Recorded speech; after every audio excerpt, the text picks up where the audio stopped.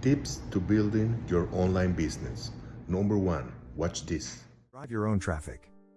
If you could learn and use only one skill online in your quest to build a business, it would have to be driving traffic. Everything else can be done by someone else. After all, if you can drive traffic, you can promote other people's products and never worry about product creation or customer service. The real power online is in being able to send traffic any place you choose, when you choose. You don't have to rely on affiliates or anyone else. Build a funnel, flip the traffic switch and make money on demand.